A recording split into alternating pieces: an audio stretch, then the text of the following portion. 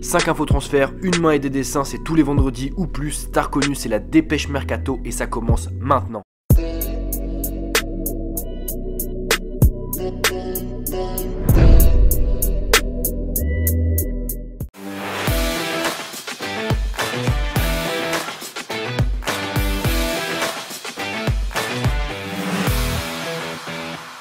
Salut l'équipe, toute petite aparté pour vous dire qu'étant donné que le mercato estival s'est terminé hier soir, ce sera donc le dernier épisode de la première saison de la dépêche mercato. Mais ne vous inquiétez pas, la dépêche mercato reviendra dès janvier avec toujours plus d'infos transferts. N'oubliez pas donc de lâcher vraiment un maximum de likes pour ce dernier épisode, ça me ferait hyper plaisir et voilà, ça encouragerait le retour très rapidement de la dépêche mercato. Enfin, je tenais à vous remercier pour le soutien sur les deux nouvelles séries de la chaîne, voilà, qui sont sorties récemment, l'Actu Foot et l'Actu Champions League. C'est sûrement les vidéos les plus abouties de ma chaîne, voilà, les plus travaillées et vous avez vraiment l'air d'avoir apprécié, donc merci à vous. Pour ceux qui l'ont pas vu, n'hésitez pas à aller check ça, franchement ça me ferait extrêmement plaisir. Bref, on commence avec le dossier chaud de cette fin de mercato, le départ du Celtic de Moussa Dembélé. Un temps annoncé à l'OM, l'attaquant français s'est finalement engagé hier avec l'Olympique Lyonnais. Acheté pour près de 22 millions d'euros, l'ancien parisien aura pour mission de remplacer Mariano Diaz, parti en début de semaine au Real Madrid. Alors pensez-vous que c'est une bonne recrue pour l'Olympique Lyonnais? Pensez-vous qu'il fera le taf ou non? Dites-moi ça en commentaire. En parlant de Mariano Diaz, son recrutement par le Real a surpris pas mal de personnes, surtout qu'après la perte de CR7, les supporters madrilènes s'attendaient à voir leur club recruter une star mondiale. On a parlé d'Hazard, on a parlé d'Dybala et c'était des transferts largement envisageables du côté du Real parce que voilà, l'argent ne manquait vraiment pas. Mais selon plusieurs médias, le Real aurait préféré ne pas dépenser énormément d'argent cet été pour tout simplement préparer l'arrivée de Neymar l'été prochain.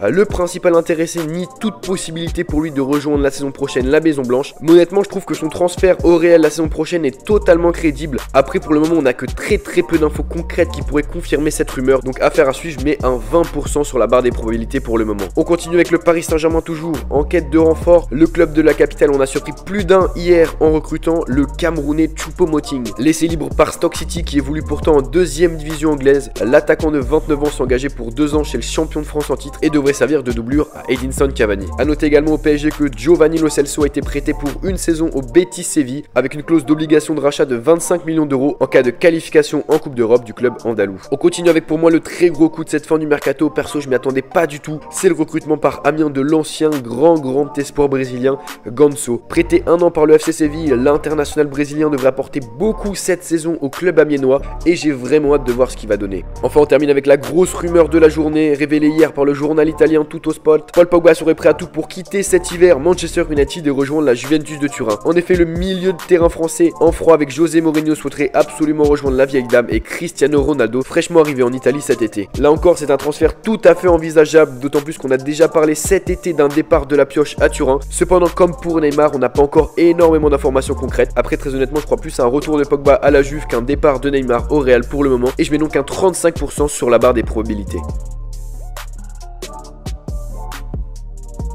Et donc voilà les gars, c'est déjà la fin de cette vidéo, j'espère que vous avez apprécié, que vous avez appris des choses, c'est le principal. On se retrouve très rapidement pour une nouvelle vidéo. Le 11 du Paris Saint-Germain les gars va enfin arriver cette semaine, voilà, ne vous inquiétez pas pour ceux qui commencent à en avoir marre d'attendre, ça va arriver cette semaine, donc soyez au rendez-vous. C'était Val, peace.